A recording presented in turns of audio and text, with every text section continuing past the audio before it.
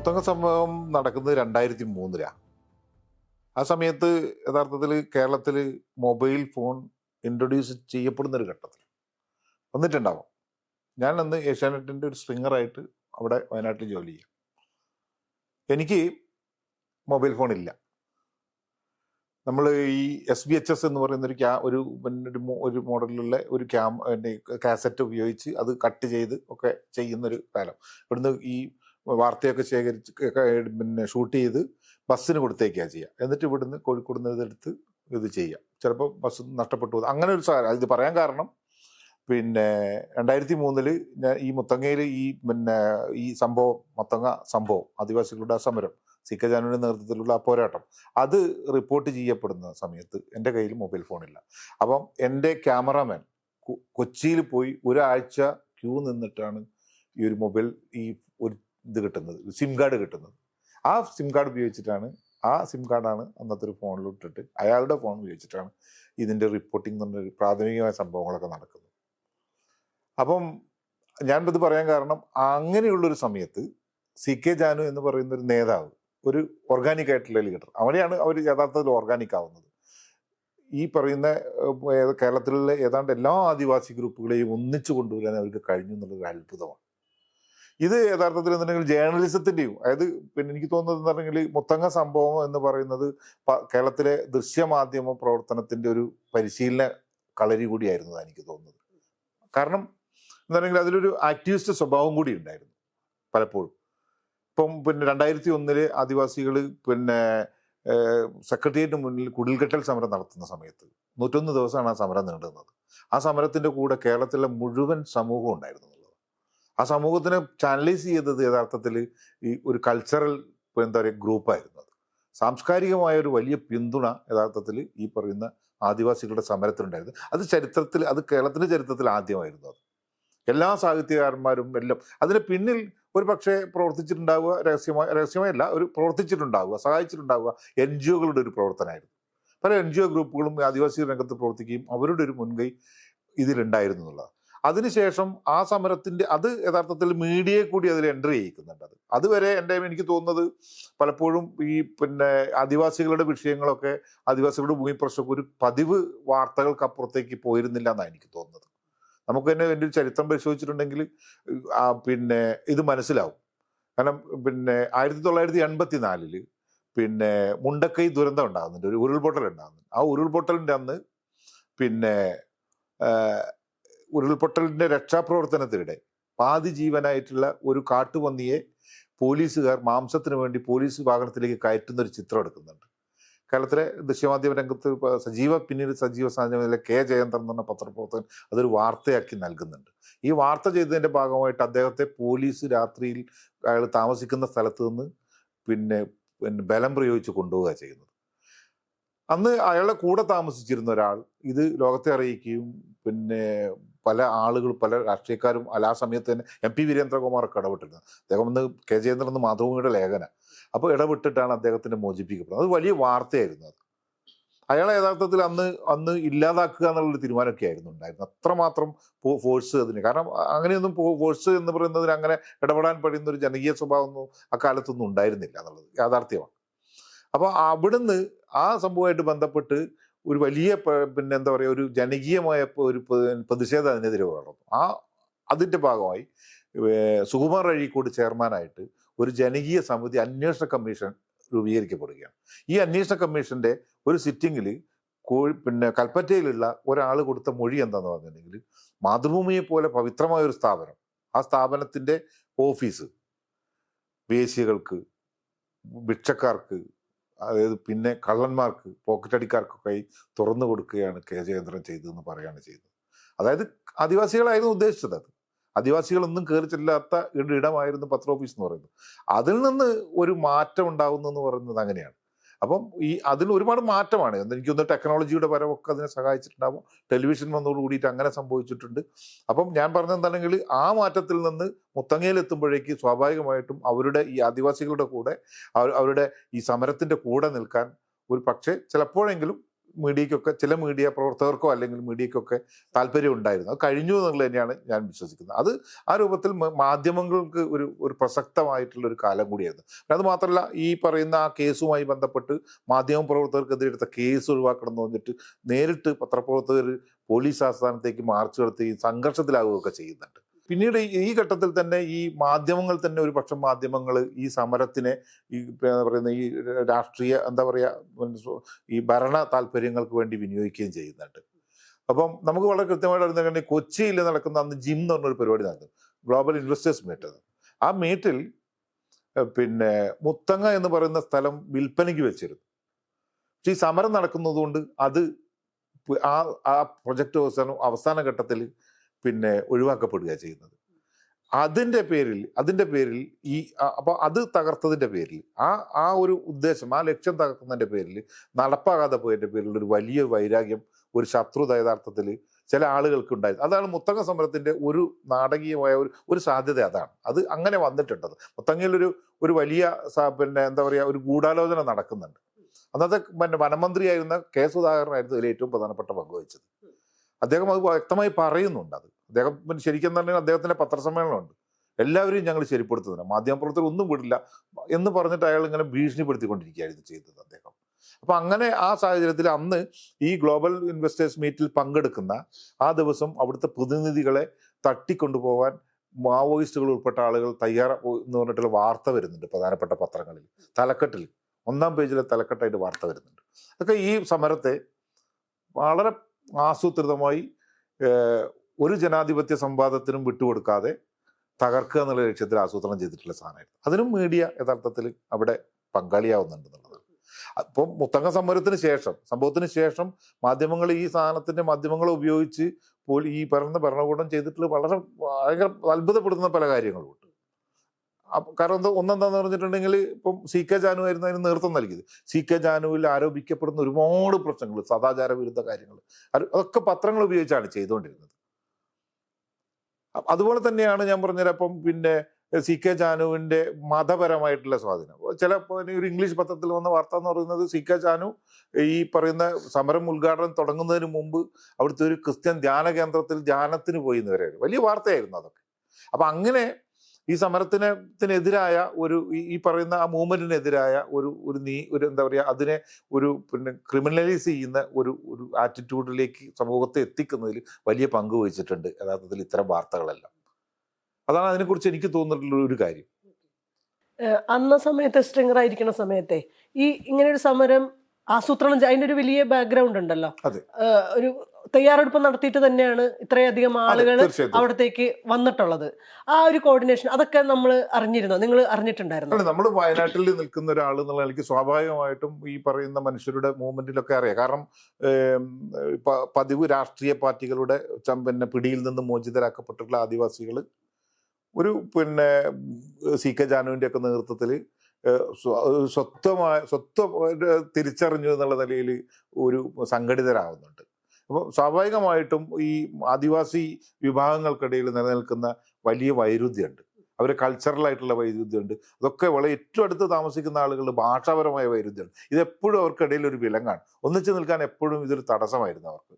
ആ തടസ്സത്തെ യഥാർത്ഥത്തിൽ ഇല്ലാതാക്കുന്ന സി കെ ജാനു എന്ന് പറയുന്ന ഒരാളുടെ ഒരു ഇതോടുകൂടിയാണ് ഞാൻ പറഞ്ഞത്. ഞാൻ നേരത്തെ 2003 സാങ്കേതികമായ നമ്മളെ പിന്നോക്കാവസ്ഥ പറയുന്നത്, അതിന് ഒരു 10 വർഷം മുമ്പ് തന്നെ സി കെ ജാനുവിന്റെ നേതൃത്വത്തിൽ ഈ രീതിയിലുള്ളൊരു ശ്രമം നടക്കുകയും അത് 2003 അത് വിജയിക്കുന്നതാണ് കാണുന്നത്. കാരണം 2003 ജനുവരി 5-ാം തീയതി മുത്തങ്ങയിൽ പിന്നെ ഇവർ കാട്ടിനുള്ളിലേക്ക് കയറുന്ന സമയത്ത് ഏതാണ്ട് 150ഓളം ആളുകളാണ് അവർ കാട്ടിനുള്ളിലേക്ക് കയറുന്നത്. ഇത് പിന്നീട് ചില ഘട്ടത്തിൽ 4500 ആളുകൾ വരെ ആ സമരത്തിന് രംഗത്തുണ്ട്. അപ്പോൾ കേരളത്തിന്റെ വിവിധ ഭാഗങ്ങളിൽ നിന്ന് വിവിധ ആദിവാസി ഗ്രൂപ്പുകളിൽ നിന്നുള്ള ആളുകൾ വരുന്നുണ്ട്. നിങ്ങൾ ആലോചിച്ചപ്പോൾ കേരളത്തിലെ വയനാട്ടിലെ പ്രധാനപ്പെട്ട 2 ആദിവാസി വിഭാഗങ്ങളാണ് പണിയ പിന്നെ അടിയ എന്നൊക്കെ പറയുന്നത്. അവരാണ് ഏറ്റവും കൂടുതൽ. ഇപ്പൊ പണിയർ എന്ന് പറഞ്ഞിട്ടുണ്ടെങ്കിൽ കേരളത്തിലെ ഏറ്റവും വലിയ ST പോപ്പുലേഷൻ, അവരുടെ സാന്നിധ്യം. അപ്പോൾ അവരും ഈ പറയുന്ന ഈ കാട്ടുനായ്ക്ക വിഭാഗത്തിലുള്ള ആളുകളൊക്കെ ആയിട്ട് വലിയ വൈരുദ്ധ്യം ഉണ്ടാവും. അടുത്തുപോലും നിൽക്കാൻ കഴിയാത്ത അത്ര അകന്നൊക്കെ കഴിയുന്ന ഒരു അവസ്ഥയും കൂടി ഉണ്ടായിരുന്നു ആ കാലത്തൊക്കെ. അവരെയൊക്കെ ഒന്നിച്ചു കൊണ്ടുവരിക എന്ന് പറഞ്ഞിട്ടുണ്ടെങ്കിൽ അത് നമുക്ക് വിശ്വസിക്കാൻ പറ്റാത്ത രീതിയിലുള്ള ഒരു ഏകോപനം അവിടെ നടന്നിട്ടുണ്ട്. അതിന് കാരണം യഥാർത്ഥത്തിൽ സി കെ ജാനുവിന്റെ ഈ ഓർഗാനിക് ആയിട്ടുള്ള ആ ഒരു ശേഷിക്കൊപ്പം തന്നെ ഒരു സാമൂഹ്യമായ ഒരു പിന്തുണയും കൂടി പല ഭാഗത്തുനിന്നും കിട്ടിയിരുന്നു. അപ്പം ഗീതാനന്ദൻ മാഷെ പോലെയുള്ള ആളുകളൊക്കെ പറയുന്നത്, അവർ അതിന് കൂടെ നടന്നിട്ടുള്ള ആളുകളൊക്കെ പറയുന്നത്, വൈകിയാണ് അദ്ദേഹമൊക്കെ ഈ മൂവ്മെന്റിൽ ചേരുന്നുണ്ടെങ്കിൽ കൂടെ നിൽക്കുന്നതെങ്കിൽ പോലും ഒരു പറയുന്നത് 1000-ഓളം ആളുകൾ, വിവിധ വിഭാഗങ്ങളിലുള്ള ആദിവാസി വിഭാഗങ്ങളിലുള്ള ആളുകൾ വളരെ ശക്തമായിട്ടുള്ള ഒരു പിന്തുണ CK ജാനുവിന് ഉണ്ടായിരുന്നു എന്നാണ്. അതുകൊണ്ടാണ് യഥാർത്ഥത്തിൽ തിരുവനന്തപുരത്തെ സമരം വിജയിക്കുന്നതും പിന്നീട് മുത്തങ്ങയിലേക്ക് എത്തുമ്പോൾ അത് അതിനേക്കാൾ വലിയൊരു ജനകീയ സമരമായിട്ട് അത് മാറുന്നതും എന്നാണ് നമ്മൾ മനസ്സിലാക്കേണ്ടത്. പിന്നെ ഈ നമുക്കൊരു വേറൊരു കാര്യം കൂടി മനസ്സിലാക്കേണ്ടത്, നിരന്തരമായ ഈ പറയുന്ന അവഗണനയും പുറന്തള്ളലും ഒക്കെ സഹിച്ചതിന്റെ ഭാഗമായിട്ടാണ് ആദിവാസികൾ ഇങ്ങനെ ഒരു പോരാട്ടത്തിന്റെ അവസ്ഥയിലേക്ക് എത്തിപ്പെട്ടു എന്നുള്ള അതിനൊരു ചെറിയ തരി മതിയായിരുന്നു. അതാണ് യഥാർത്ഥത്തിൽ ജാനു അത് കാണിച്ചു കൊടുത്തത്. കാരണം നമുക്കറിയാം, ഇപ്പോൾ ഈ സിനിമയിൽ, ഇപ്പൊ നമ്മളുടെ ഈ പറയുന്ന സിനിമയിൽ ഈ നരിവേട്ട എന്ന പറഞ്ഞ സിനിമയിൽ ഒരു സീനുണ്ട്. അതൊരു പാടത്തെ ഒരു കവുങ്ങിൽ നിന്ന് അടക്ക പെറുക്കുന്നതിന്റെ ഭാഗമായി ഉണ്ടാക്കുന്ന ഒരു സിറ്റുവേഷനെ കുറിച്ച് പറഞ്ഞു. അതൊരു വളരെ ചെറിയൊരു കാര്യമായിട്ടാണ് എനിക്ക് തോന്നുന്നത്. ഞാനൊക്കെ എൻ്റെ ഒരു പ്രദേശത്തൊക്കെ ഞാൻ ഒരു കുടിയേറ്റക്കാരനായിട്ടുള്ള ഒരാളുടെ മകനായിട്ടാണ് ഞാൻ ജനിക്കുന്നത്. അവിടെ തന്നെ ജനിച്ചു വളർന്നത്. അപ്പൊ നമ്മളെ അടുത്തൊക്കെ ആദിവാസി കോളനികൾ ഉണ്ടായിരുന്നു. ആദിവാസികൾ താമസിച്ചിരുന്നു ഇഷ്ടം. നമ്മളെ സുഹൃത്തുക്കളായിട്ടൊക്കെ താമസിച്ചു. തോട്ടങ്ങളിലൊക്കെ പണിയെടുക്കുന്ന ആളുകളൊക്കെ അവർ തന്നെയായിരുന്നു. നമുക്കറിയാം ഇവരുടെ ഒരു ജീവിതത്തെ കുറിച്ചിട്ട്. ഇത് അവിടെ എന്താണ് സ്വാഭാവികമായിട്ടും ഈ മനുഷ്യരെ അവരുടെ സ്വാഭാവികമായ ഒരു ജീവിതത്തിൽ ഇങ്ങനെ നിയന്ത്രണങ്ങളും ഈ പറയുന്ന ഭൂമിയുടെ അതിരുകളൊക്കെ നിശ്ചയിക്കുന്ന പോലുള്ള കാര്യങ്ങളിലേക്ക് വരുമ്പോഴാണ് ഇവർ മുഴുവനും തകർന്നു പോകുന്നത്. അതിന്റെ ഭാഗമായിട്ട് ഒരുപാട് പ്രശ്നങ്ങൾ ഇവർക്ക് ഉണ്ടാവുന്നുണ്ട്. ഇപ്പൊ എനിക്കൊരു അനുഭവം എന്താണെന്നുണ്ടെങ്കിൽ, ഇപ്പൊ നമ്മളെ അവിടുത്തെ വയനാട്ടിലെ സാമൂഹ്യ പ്രവർത്തകയായിട്ട് അമ്മിണി പറയുന്ന ഒരു കഥയുണ്ട്. അവർ ഈ ഊരാളി എന്ന് പറയുന്ന ഒരു വിഭാഗത്തിലെ ഒരു ആളാണ്, ഒരു അംഗമാണ്, ഒരു സാമൂഹ്യ പ്രവർത്തകയാണ്. അപ്പൊ അവർ പറയുന്ന ഒരു കഥ എന്താണെന്ന് പറഞ്ഞിട്ടുണ്ടെങ്കിൽ, അവർ ഈ പറയുന്ന ഊരാളിമാർ എന്നുണ്ടെങ്കിൽ ആദിവാസികൾക്കിടയിലെ ഈ പറയുന്ന എന്താ പറയുക, ഈ ക്രാഫ്റ്റ് പേഴ്സൺസ് ആണ്, ആർട്ടിസാൻസ് ആണ്. അപ്പം എല്ലാവരും വീടുണ്ടാക്കുന്നത്, കത്തി ഉണ്ടാക്കുന്നത്, കൊട്ടയുണ്ടാക്കുന്നത്, എല്ലാ പണികളും ചെയ്യുന്നവരാണ്. അപ്പൊ അത്തരം ആളുകളാണ്. അപ്പൊ ഇവരൊക്കെ പൊതുവായ ഇവരുടെ ഒരു സ്വഭാവം, ഇവർ ഈ രാത്രി കാലങ്ങളിൽ ഈ അവരുടെ തുടി പോലുള്ള സാധനങ്ങൾ ഉപയോഗിക്കുക, ചീനി ഉപയോഗിച്ച് ഈ പാട്ട് പാടി രാത്രി വളരെ വൈകി കിടന്നുറങ്ങുന്ന ആളുകളാണ്. അപ്പൊ ഈ സിറ്റുവേഷനിൽ ഇത് ഇവർ പറയുന്നുണ്ട്, അതായത് അമ്മിണി പറയുന്നത് അവരുടെ കോളനിക്ക് ചുറ്റും കുടിയേറ്റക്കാരാണ്. ഇതിനടുത്ത് ചില ചായക്കടകളൊക്കെ ഉണ്ടാവും. ഈ കടയിൽ രാവിലെ അതിലെ പോകുന്ന ആളോട് ഇവർ ചോദിക്കുന്നത്, ഈ കുടിയേറ്റക്കാരായിട്ടുള്ള ആളുകൾ നിർദോഷമായി ചോദിക്കുന്ന ചോദ്യം, രാത്രി കിടന്നുറങ്ങാൻ സമ്മതിക്കില്ലേ എന്നാണ്. ഇങ്ങനെ യഥാർത്ഥത്തിൽ ഇവരെ സ്വയം തന്നെ അതിൽ നിന്ന് പുറംതിരിയാൻ വേണ്ടി പ്രേരിപ്പിക്കുന്ന ഒരു സംഭവം എന്താന്ന് പറഞ്ഞാൽ, ഈ പറയുന്ന കൾച്ചറൽ ആയിട്ടുള്ള ഇവരുടെ ഇതിനെ തകർത്തുക. പിന്നീട് അവരുടെ ഭാഷയാണ് ഏറ്റവും പ്രധാനപ്പെട്ടത്. വയനാട്ടിലൊക്കെ പോലുള്ള കുടിയേറ്റ സ്ഥലങ്ങളിലുള്ള ഏറ്റവും പ്രധാനപ്പെട്ട പരിഹസിക്കാൻ ഉപയോഗിക്കുന്നത്, കളിയാക്കാൻ ഉപയോഗിക്കുന്നത് ഈ ആദിവാസി ഭാഷ ഉപയോഗിച്ചിട്ടാണ്. അങ്ങനെ ഭാഷയിൽ നിന്നും അവരുടെ ഈ പറയുന്ന തുടി പോലുള്ള അവരുടെ ഈ പറയുന്ന ആവിഷ്കാരങ്ങളിൽ നിന്നൊക്കെ അവർ തന്നെ സ്വയം അകന്നു പോവുകയാണ്. ഇപ്പൊ കോളനികളിലൊന്നും അത് കാണാനില്ല. അപൂർവമായി മാത്രം ആളുകൾ, എല്ലാവരും പാടുകയും എല്ലാവരും ഡാൻസ് ചെയ്യുകയും എല്ലാവരും ആടുകയും ചെയ്യുന്ന ഒരു കൾച്ചറുള്ള മനുഷ്യരാണ് അവർ. ഇപ്പൊ എല്ലാവരും അതിന് വിട്ടുപോയി. ഇങ്ങനെയുള്ളൊരു ഇൻവേഷൻ വേറൊരു തരത്തിൽ നടക്കുന്നുണ്ട്. അതിന്റെ കൂടെയാണ് ഭൂമി അതിര് എന്നൊക്കെ പറയുന്നത്. അത് നമുക്ക് കുറച്ചുകൂടി ഡീറ്റെയിൽഡ് ആയിട്ട് പറയാൻ തോന്നുന്നു. അതായത് ആദിവാസി ഗോത്ര വിഭാഗങ്ങളുടെ ഭൂമിയെ പറ്റിയിട്ടുള്ള കൺസെപ്റ്റും കുടിയേറ്റക്കാരുടെ ഭൂമിയെ പറ്റിയുള്ള കൺസെപ്റ്റും തമ്മിലുള്ള അതിഭീകരമായിട്ടുള്ള വൈരുദ്ധ്യം തന്നെയാണ് ഈ കുടിയേറ്റ മേഖലകളിൽ മുഴുവനും പ്രകടമാവുന്നതെന്ന് തോന്നുന്നു. നിങ്ങളത് വിസിബിളായിട്ട് അനുഭവിച്ചിട്ടുള്ള ഒരാളെന്നുള്ള രീതിയിൽ. അതെ അതെ അതെ അതെ അത് വളരെ കൃത്യമാണ്. അതായത് ഇപ്പം നമുക്കറിയാം, ഇപ്പം രണ്ടോ മൂന്നോ ഘട്ടമായിട്ടാണ് യഥാർത്ഥത്തിൽ വയനാട്ടിലേക്കൊക്കെ കുടിയേറ്റം നടക്കുന്നത്. എല്ലായിടങ്ങളിലേക്കും ഏതാണ്ട് അതേ കാലത്ത് തന്നെ ആയിരിക്കണം. രണ്ടാം ലോക മഹായുദ്ധത്തിന്റെ കാലത്തുണ്ടായിട്ടുള്ള അതിഭീകരമായിട്ടുള്ള ഈ ദാരിദ്ര്യം, പട്ടിണി, അപ്പം ഈ ഭക്ഷ്യധാന്യങ്ങൾ ഉൽപ്പാദിപ്പിക്കാൻ വേണ്ടിയിട്ട് ആളുകൾ ഇങ്ങോട്ട് പ്രേരിപ്പിക്കുകയും ഗവൺമെന്റിന്റെ നേതൃത്വത്തിൽ തന്നെ അന്നത്തെ ഭരണകൂടത്തിന്റെ നേതൃത്വത്തിൽ സഹായത്തോടു കൂടി പിന്തുണയോടുകൂടി ആൾ ഇങ്ങോട്ട് വരുന്നു ചെയ്യുന്നുണ്ട്. അപ്പം ഈ വരുന്ന സമയത്ത് ഇവർക്ക് എന്തെങ്കിലും നല്ല ഭൂമി ഉണ്ടായിരുന്നു. അപ്പോൾ ഈ പറയുന്ന ആദിവാസികളായിട്ടുള്ള ആളുകൾ പലപ്പോഴും ഈ പണിയ പോലെയുള്ള കമ്മ്യൂണിറ്റി എന്നൊക്കെ പറഞ്ഞിട്ടുണ്ടെങ്കിൽ അവര് ഫുഡ് ഗാദേഴ്സ് ആണ്. അവർ ഇങ്ങനെ സ്ഥിരമായിട്ട് ഏതെങ്കിലും സ്ഥലത്ത് താമസിക്കുന്ന ഒരു കൾച്ചർ ഉണ്ടായിരുന്നില്ല. വളരെ ലേറ്റ് ആയിട്ടാണ് അവർ ഇതിനൊക്കെ വിധേയമാവുന്നത്. അപ്പം വന്നിട്ടുള്ള ആളുകൾ ഈ കൃഷിക്കൊക്കെ ഇവരെ ഉപയോഗിക്കുകയൊക്കെ ചെയ്തുകൊണ്ടിരുന്നത്. അപ്പം നല്ല ഭൂമിയൊക്കെ സ്വാഭാവികമായിട്ടും ഇങ്ങനെ കുടിയേറ്റക്കാരുടെ കയ്യിൽ അകപ്പെടുന്നുണ്ട്. 1970 വനഭൂമി ദേശസാൽക്കരിച്ചതോടുകൂടി ഈ വനഭൂമിയിൽ നിന്നും ഇവർ പുറത്തിറങ്ങേണ്ടി വരികയാണ്. പിന്നെ കൃഷിഭൂമിയായിട്ടുള്ള ഈ പറയുന്ന ഭൂമി മുഴുവനും കുടിയേറ്റക്കാരുടെ കൈവശമാവുന്നു. ഈ പിന്നെ വനം എന്ന് പറയുന്നത് ഇവർ പുറത്താക്കപ്പെടുമ്പോൾ ഈ പുറമ്പോക്കുകളിലേക്ക്, പുഴ ഇറമ്പുകളിലേക്ക്, ചളിക്കണ്ടങ്ങളിലേക്കൊക്കെ ഈ മനുഷ്യരുടെ താമസം മാറുകയാണ് ചെയ്യുന്നത്. ഇപ്പോൾ നമുക്ക് തന്നെ അറിയാം, ഇപ്പം പിന്നെ ഈ ഭൂപരിഷ്കരണ നിയമം, എൻ്റെ അഭിപ്രായത്തിൽ കേരളം കൊട്ടിഘോഷിക്കുന്ന ഭൂപരിഷ്കരണ നിയമം അത് ഏറ്റവും ദോഷകരമായി സംഭവിച്ചിട്ടുള്ളത് വയനാട്ടിലെ ആദിവാസികൾ ഉൾപ്പെടെയുള്ള ആളുകൾ. അവരുടെ ഭൂമി മുഴുവൻ നഷ്ടപ്പെട്ടു. കൈവശം വേണ്ടേ ഭൂമി? അപ്പോൾ കൈവശമുള്ള ആളുകൾക്ക് ഭൂമി കൈവശം വെക്കുന്ന ഒരു കൾച്ചർ യഥാർത്ഥത്തിൽ ഇല്ല. അത് ഉപയോഗിക്കുന്നു, അവർ പോവുകയാണ്, ഇവരിങ്ങനെ സഞ്ചരിച്ചുകൊണ്ടിരിക്കുകയാണ്. ഇന്ന് എനിക്കത് ഭക്ഷണം ഉണ്ടാക്കാനുള്ള ഒരു കാര്യം മാത്രമായിട്ടാണ് അവരതിനെ കാണുന്നത്, ഭൂമിയെ കാണുന്നത്. വേറെ ഒന്നും ഇതൊരിക്കലും എന്തെങ്കിലും ഒരു പണയ വസ്തുവായിട്ടോ അല്ലെങ്കിൽ പിന്നെ ഇത് വിറ്റിട്ട് പിന്നെ സ്വർണം വാങ്ങിക്കണം എന്നൊരു ഒരു സങ്കല്പവും ഈ പറയുന്ന മനുഷ്യരെ സംബന്ധിച്ചിടത്തോളം ഉണ്ടാകുന്നത്. അത് തന്നെയാണ് ആദ്യത്തെ പ്രശ്നം എന്ന് പറയുന്നത്. അപ്പൊ നമുക്കറിയാം, അവരുടെ ഇപ്പം പണിയാന്ന് പറയുന്ന ഏറ്റവും പ്രധാനപ്പെട്ട വിഭാഗത്തിന്റെ ഭക്ഷണത്തിൽ ഏറ്റവും പ്രധാനപ്പെട്ടത് കിഴങ്ങുകളായിരുന്നു അവർ കഴിച്ചുകൊണ്ടിരുന്നത്. 80% കിഴങ്ങായിരുന്നു അവരുടെ ഭക്ഷണം എന്നാണ് പറയുന്നത് പഴയ കാലത്ത്. അതായത് അതിൽ തന്നെ നാരാക്കിഴങ്ങ് എന്നൊരു കിഴങ്ങിനെ കുറിച്ച് പറയും. അത് ഫുള്ളായിട്ട് ഫൈബർ ആയിട്ടുള്ള ഒരു സാധനം. അപ്പൊ ഞാൻ എൻ്റെ ഒരു ജേർണലിസത്തിന്റെ ഒരു ഇടയിൽ ഞാൻ ഈ ഇല്ലാതാവുന്ന ഈ ഇത്തരം കിഴങ്ങുകളെ കുറിച്ചുള്ള ഒരു അന്വേഷണത്തിനിടയിൽ ഇതിനെക്കുറിച്ച് പോകുമ്പോൾ ഞാൻ ചില പണി സുഹൃത്തുക്കളായിട്ടുള്ള ആളുകളുടെ കൂടെ ഇത് തേടി പോകുന്നുണ്ട്. അങ്ങനെ ചെമ്പ്ര മലയിൽ ഒരിടത്ത് ഈ നാരക്കിഴങ്ങ് ഉണ്ട് എന്ന് പറഞ്ഞിട്ട് എന്നെ കൂട്ടിക്കൊണ്ടുപോകുന്ന ഒരു 5-6 പേരാണ്. അപ്പം അങ്ങനെ ജീവിച്ച ബാക്കിയുള്ള 20% എന്നുണ്ടെങ്കിൽ യഥാർത്ഥത്തിൽ ഇലകളാണ് കഴിച്ചുകൊണ്ടിരുന്നത്. ധാന്യങ്ങൾ കഴിച്ചിട്ടേ ഉണ്ടായിരുന്നില്ല. ഈ ധാന്യങ്ങൾ കഴിക്കാത്ത ഭക്ഷണത്തിനിടയ്ക്കാണ് നമ്മൾ റേഷൻ എന്ന് പറയുന്നത് ഈ ധാന്യം കൊടുക്കുകയും ഈ പറയുന്ന പയറ് പോലുള്ള സാധനങ്ങളൊക്കെ കൊടുക്കുന്നത്. ഇതൊന്നും ഇവരുടെ ഫുഡ് ബുക്കിലില്ല, മെനുവിൽ ഇവരുണ്ടായിരുന്നില്ല. അതുകൊണ്ടാണ് അരി ഇരിക്കുമ്പോഴും ഈ മനുഷ്യർ പട്ടിണി കിടക്കുന്നത്. ഈ ഭക്ഷണം കഴിച്ചിട്ട് ഇവരുടെ അനിമിക്കായി പോകുന്നു. എല്ലാ സ്ത്രീകളും അനിമിക്കാണെന്നേ. പണിയാന്ന് പറഞ്ഞ കമ്മ്യൂണിറ്റിയിൽ നല്ലൊരു ശതമാനം സ്ത്രീകൾ അനിമിക്കാണ്, കുട്ടികൾ അനിമിക്കാണ്. നിങ്ങൾ ആലോചിച്ച് നോക്കൂ, കേരളത്തിലെ ഏറ്റവും പ്രധാനപ്പെട്ട ഏറ്റവും കൂടുതൽ ആദിവാസികൾ രണ്ടാമതുള്ളൊരു പഞ്ചായത്ത് നൂൽപ്പുഴ എന്ന് പറയുന്നൊരു പഞ്ചായത്ത്. അത് മുത്തങ്ങയ്ക്ക് അടുത്തുള്ളൊരു മുത്തങ്ങ ഉൾപ്പെടുന്ന സ്ഥലമുള്ള പഞ്ചായത്ത്. അവിടെ ഈ കഴിഞ്ഞ വർഷവും കൊളറയുണ്ടായി. കേരളത്തിലെ ഏറ്റവും നല്ല പ്രൈമറി ഹെൽത്ത് സെന്ററുള്ളത് ആശുപത്രിയിലാണെന്ന്. നൂൽപ്പുഴ പബ്ലിക് PH സെന്ററിലാണ്, ഫാമിലി ഹെൽത്ത് സെന്ററിലാണെന്ന്. അവിടെ വലിയ ജിമ്മൊക്കെ ഉണ്ട്, ജിംനേഷ്യമൊക്കെ ഉണ്ട്. പക്ഷേ ഈ മനുഷ്യർ തൊട്ടടുത്ത് ഈ പറയുന്ന കോളറ വന്ന് മരിച്ചു പോകുന്നു. ഈ കോളറ എന്ന് പറയുന്നത് യഥാർത്ഥത്തിൽ ഏറ്റവും വേസ്റ്റ് ആയിട്ടുള്ള ഒരു ആരോഗ്യ നിലയുടെ ഒരു ഇൻഡിക്കേഷനാണത്. അനാരോഗ്യവും പ്രതിരോധമില്ലായ്മയാണ് യഥാർത്ഥത്തിൽ അതിൻ്റെ കാരണം എന്ന് പറയുന്നത്. അപ്പം അങ്ങനെയാണ് നമ്മളുടെ ഈ സിസ്റ്റം മുഴുവൻ മുന്നോട്ട് പോയിക്കൊണ്ടിരിക്കുന്നത്. നിങ്ങൾ ആലോചിച്ച് നോക്കി, ഈ 20% ഇലയിൽ നിന്നാണ് ഇവരുടെ എല്ലാ ഔഷധവും, ഇവരുടെ സ്വാഭാവികമായിട്ടുള്ള ഔഷധ കലർന്ന ഇലകളായിരുന്നു കഴിച്ചുകൊണ്ടിരുന്നത്. എല്ലാ ഇലകളും ഇല്ലാണ്ടായി. പിന്നെ എങ്ങനെയാണ് ഒരു സമൂഹത്തിന് നിലനിൽക്കാൻ പറ്റുക? വേറെ വൈരുദ്ധ്യം കൂടി ഉണ്ട് അതിൽ.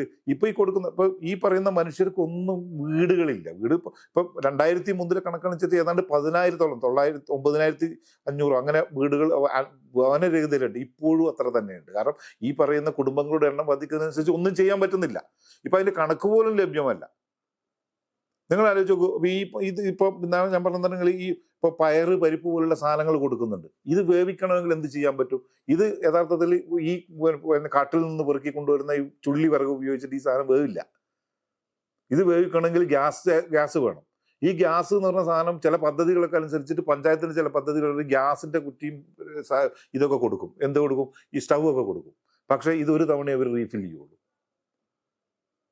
അപ്പം ശരിക്കും തന്നെ ഇവരുടെ ജീവിതം തന്നെ തകർന്നില്ല. അതുകൊണ്ട് എന്താണെങ്കിൽ ഈ കിട്ടുന്ന സാധനങ്ങൾ മുഴുവനും ഈ പയറ്, പരിപ്പ് പോലുള്ള കൂടുതൽ വേവ് ആവശ്യമുള്ള സാധനങ്ങൾ ഇവർ ഉപയോഗിക്കുന്നില്ല.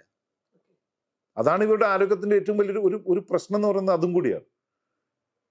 അതുപോലെ പുഴ മീനും അത് എല്ലാ സാധനങ്ങളും നഷ്ടപ്പെട്ടു എന്നുള്ളതാണ്. ഇപ്പൊ ഈ ഇലകൾ എന്ന് പറഞ്ഞ സാധനം ഉപയോഗിക്കാനേ പറ്റുന്നില്ല. എന്നാലും ഈ പറയുന്ന താള്, ഈ എന്താ പറയാ, ഞണ്ട്, ഞൗണി എന്നൊക്കെ പറയുന്ന സാധനങ്ങളൊക്കെ ഇപ്പോഴും ഉപയോഗിക്കുന്നുണ്ട് അവര്. അതുകൊണ്ടാണ് അവർ എങ്ങനെയെങ്കിലും അല്പമെങ്കിലും പിടിച്ചു നിൽക്കുന്നതാണ് എനിക്ക് തോന്നുന്നത്. ഒന്നെന്താണെങ്കിൽ നമ്മൾ അമിതമായ രാസവളം, കീടനാശിനി ഉപയോഗിച്ചിട്ട് പാടം മുഴുവനും തരിശായി പോയിട്ടുണ്ട്. തരിശായിരുന്നുള്ള ഒന്നും ഇല്ലാതെ ആയിട്ടുണ്ട്. അല്ലെങ്കിൽ അതിലുള്ള സാധനങ്ങളുടെ എല്ലാ ഔഷധവും ഗുണവും ചോർന്നു പോയിട്ടുണ്ട്. അങ്ങനെയും ആ രീതിയിലുള്ള ഒരു നാശം സംഭവിച്ചിട്ടുണ്ട്. ഇതൊക്കെ ഈ പറയുന്ന മനുഷ്യരെ സംബന്ധിച്ചിടത്തോളം ഇവരുടെ ഒരു തകർച്ചയ്ക്ക് കാരണമാക്കിയിട്ടുണ്ട്. ഇത്തരം സന്ദർഭങ്ങളിൽ നിന്നൊക്കെയുള്ള ഒരു റിയലൈസേഷനും കൂടിയാണ് യഥാർത്ഥത്തിൽ മുത്തങ്ങ സമരത്തിലേക്ക് CK ജാനുവിനെ പോലുള്ള ആളുകൾ ചാനലൈസ് ചെയ്യുന്നു, ഒന്നിച്ച് കൂട്ടി എടുക്കുന്നത്.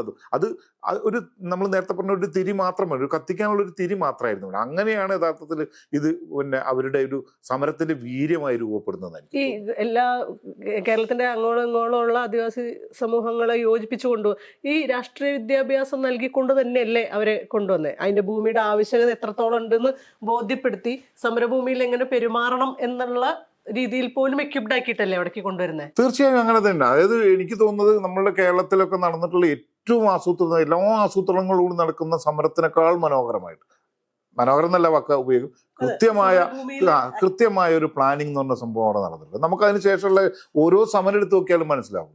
അപ്പൊ 1000-ഓളം മനുഷ്യരൊക്കെ ജീവിക്കുന്ന ഒരിടത്ത് ഉണ്ടാകാവുന്ന ഒരു തരം പ്രശ്നങ്ങളും അവിടെ ഒന്നും ഉണ്ടാകുന്നില്ല. ഇപ്പൊ ഈവൻ പിന്നെ ചെങ്കറയിൽ പോലും അത് ഉണ്ടാവുന്നില്ലല്ലോ. മാസങ്ങൾ നീളുന്ന സമരമാണ് ഈ മനുഷ്യർ നടത്തിയിട്ടുള്ളത്. നമ്മളെ ഇവിടെ സാധാരണ പൊതുസമൂഹത്തിൽ നമ്മളുടെ യുവജന സംഘടനകളുടെ ഒരു സമ്മേളനം ഒരു ദിവസം പോലും നമുക്കൊരു നഗരത്തിൽ നടത്താൻ പറ്റാത്ത സ്ഥിതിയിലാണുള്ളത്. നമുക്കറിയാവുന്ന കാര്യമാണത്, എന്തൊക്കെയാണ് ഉണ്ടാകാൻ പോകുന്നത് നമുക്കറിയാം. ഇപ്പം പിന്നെ CPM-ന്റെ നേതൃത്വത്തിൽ പിന്നെ തിരുവനന്തപുരത്ത് നടത്തിയിട്ടുള്ള സമരം നിർത്തിവെക്കേണ്ടി വരികയാണ്. അത് യാഥാർത്ഥ്യം. പക്ഷേ 1000-ഓളം, ഇപ്പം നേരത്തെ പറഞ്ഞില്ലേ, 4000-ലധികം ആളുകൾ ഉണ്ടായിരുന്ന ഒരു ഘട്ടത്തിൽ മുത്തങ്ങയിൽ അവരുടെ ഒരു വലിയൊരു ആഘോഷമോ അല്ലെങ്കിൽ അവരൊരു വലിയ സ്വാതന്ത്ര്യ പ്രഖ്യാപനമായിട്ടാണ് അതിനെ കണ്ടത്. അതുകൊണ്ട് അത് അങ്ങനെ ചാനലൈസ് ചെയ്യാൻ കഴിഞ്ഞത് യഥാർത്ഥത്തിൽ അതാണ് ഈ പറയുന്ന ആ മനുഷ്യരുടെ ഒരു വലിയ ഉത്കൃഷ്ടതയും കൂടിയാണെന്നാണ് ഞാൻ കരുതുന്നത്. നമ്മൾ ഈ പറയുന്ന സോക്കോൾഡ് ഈ സാംസ്കാരികമായ വലിയ പഠനത്തിന്റെ ഭാഗമായിട്ട് നമ്മൾ ഉണ്ടാക്കിയിട്ടുള്ള കൾച്ചർ എന്നൊക്കെ പറയുന്നത് വെറും പൊള്ളയാണെന്നും കൂടി വ്യക്തമാവുന്നതാണത്. ഈ സമരം അവിടെ തുടങ്ങിയ സമയത്ത് ഈ ചുറ്റും കുടിയേറ്റ മേഖലയും കൂടിയിട്ടാണല്ലോ. അവരുടെ അപ്രോച്ച് എന്തായിരുന്നു ആ കാലഘട്ടങ്ങളിൽ? അല്ല, അത് നമുക്ക് ഇപ്പൊ ഈ കാലത്ത് ഒരു 22 വർഷത്തിന് ശേഷം നമ്മൾ നോക്കുമ്പോൾ അതിന് വേറെ തരത്തിൽ നമുക്ക് കാണാൻ കഴിയും. അതെന്താ പറഞ്ഞിട്ടുണ്ടെങ്കിൽ അന്ന് പല ഈ സമരത്തിനെതിരായിട്ടുള്ളൊരു വികാരം ഉണ്ടാകുന്നതിന് ഏറ്റവും പ്രധാനപ്പെട്ട കാരണം ആദിവാസികളോട് അങ്ങനെ ശത്രുത ഉണ്ടായിട്ടൊന്നുമില്ല. അവർക്ക് വേറെ ഭൂമി കിട്ടിക്കോട്ടെ എന്നൊക്കെ അവരുടെ വിശാലമായ സമീപനം ഈ കുടിയേറ്റക്കാരൻ പുലർത്തുമ്പോഴും പണിക്ക് ആളെ കിട്ടൂല എന്നുണ്ടായിരുന്നു. കാരണം ഇവരുടെ പണിക്കാളാണ്. അപ്പം പക്ഷെ ഇപ്പോഴാണെങ്കിൽ ഇപ്പം തന്നെ യഥാർത്ഥത്തിൽ അന്ന് അത് എതിർക്കാനുള്ള ഒരു കാരണമായിരുന്നെങ്കിൽ ഇപ്പം അതുപോലും ഇല്ല എന്നുള്ളതാണ്. ആ പ്രശ്നങ്ങളൊക്കെ അതേപോലെ നിലനിൽക്കുന്നു. ഈ സമൂഹത്തിൽ ഇപ്പം അതൊരു വിഷയമല്ല. കാരണം ജോലിക്ക് ഇപ്പം അന്യസംസ്ഥാന തൊഴിലാളികളെ 35 ലക്ഷത്തോളം അന്യസംസ്ഥാന തൊഴിലാളികൾ കേരളത്തിൽ മാത്രം ജോലി ചെയ്യുന്നുണ്ട്. അതുകൊണ്ട് ആദിവാസികൾ ആവശ്യമില്ല. അവർ മുഴുവൻ ആ രൂപത്തിലും ഈ പറയുന്ന മനുഷ്യർ പുറത്താക്കപ്പെട്ടിട്ടുണ്ട്. നിങ്ങൾ ആലോചിച്ച് നോക്കൂ, മുത്തങ്ങ സമരത്തിന് ശേഷം 15 വർഷമായി ലെഫ്റ്റാണ് ഭരിച്ചുകൊണ്ടിരിക്കുന്നത്. ഇപ്പം അവരോട് സംസാരിക്കാൻ പോലും തയ്യാറാവുന്നില്ല.